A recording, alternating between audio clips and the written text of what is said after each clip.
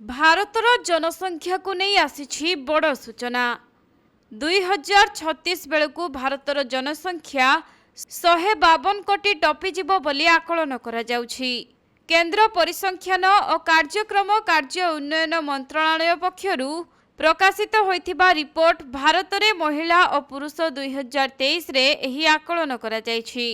सेथिरे उल्लेख अछि जे 2036 सुधा देशर जनसंख्या 152 कोटी 20 लाख को वृद्धि पाइब।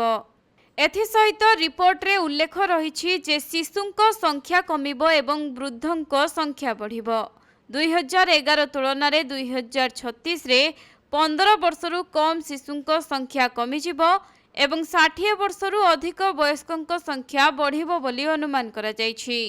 सेपटे 2011 रे लिंगगत अनुपात 943 थिबा बेले एहा 2036 सुधा 952 को वृद्धि पाई पारे।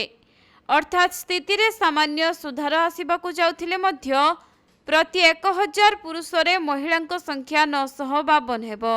अर्थात पुरुषंक संख्या तुलन में महिलांक संख्या पूर्व भली कम रहिबो बोली अनुमान करा जाइछि।